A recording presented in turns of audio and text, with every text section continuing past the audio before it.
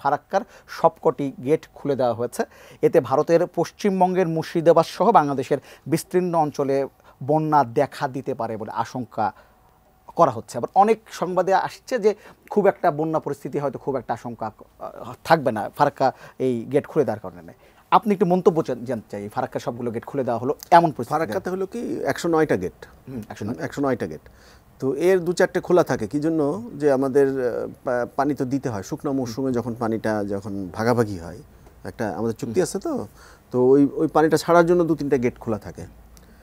আচ্ছা, তারপরে এই পরিস্থিতিটা প্রায় মে মাস তো থাকেই, জুন মাসের শুরু পর্যন্ত বা এরকম ভাব।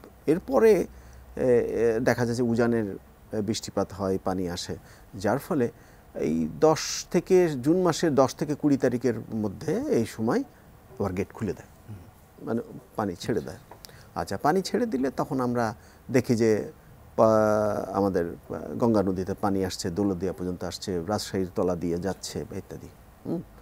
কিন্তু সেটা সব গেট তখনও খোলে না।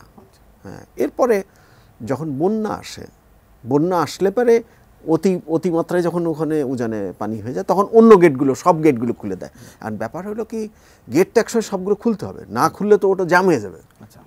একটা অপারেট করতেই হয় গেটগুলো অপারেট করার জন্য। কিন্তু তারা উজানে সেই পরিমাণ পানি রাখে, যে পরিমাণ পানি একটা রিজার্ভার মতো করে রাখে, যদি ওটা রিজার্ভার না, কিন্তু যাতে নাকি ওটা হুগলির দিকে পানিটা ছাড়তে পারে, তো সেই জন্য ওখানে পানিটা তারা কিছুটা আটকে রাখে।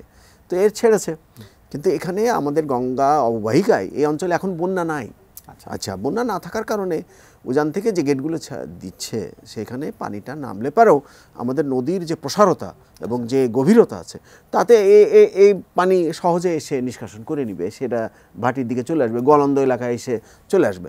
আবার এদিকে যমুনা নদীতেও বন্যা নেই এই মুহূর্তে, অতএব এটা কিছুই টেরই পাওয়া যাবে না। হয়তো ওই আমরা যখন পদ্মা সেতু দিয়ে যাই, তখন দেখি যে চরগুলো আছে, ওই চরগুলো তো অনেকগুলো জেগে আছে, তো ওইগুলো হয়তো কিছু কিছু পানি টানি উঠলো, এর বেশি কিছু না। সেই বন্যা পরিস্থিতি হওয়ার কোনো সম্ভাবনা নাই। আরও একটা কথা হলো যে গঙ্গা নদীর দুপাশে, সে মুর্শিদাবাদেও আছে, ওপারে ইন্ডিয়াতে, বাংলাদেশেও দুপারেই ভালো মজবুত বাঁধ আছে। সে বাঁধটা আমাদের যেটা বন্যা নিয়ন্ত্রণ বাঁধ, এখানে পাবনার বাম পাশে টাবনা ছাড়িয়ে একেবারে কাজিরহাট পর্যন্ত আছে, আর ডান পাশে সেটা একেবারে ফরিদপুর হয়ে এই পর্যন্ত আড়িয়াল খাঁ পর্যন্ত ওখানে চলে এসছে। তাতে এদিকে বন্যা এখন আর হয় না, আগে হতো, আগে এরকমভাবে হতো। তখন ওই পানিটা মদনখালি দিয়ে ঢুকতো ফরিদপুর এলাকায়, সে মদনখালির মুখে একটা বড় রেগুলেটর আছে, তো সেটা দিয়ে আমাদের নিয়ন্ত্রিত পানি ঢুকায়, এমনি ঢোকে। এখন বর্ষাকালে আমি গত কদিন আগে এসেছিলাম, দেখলাম যে কুমার নদীতে পানি আছে, ঘোলা পানি মানে মদনখালি ছাড়া হয়েছে। তো এগুলোটা এই অঞ্চলে বন্যাটা নিয়ন্ত্রিত হওয়ার জন্য, এবং যেহেতু বন্যা পরিস্থিতি নেই, অতএব এই পানি কিছু করবে না।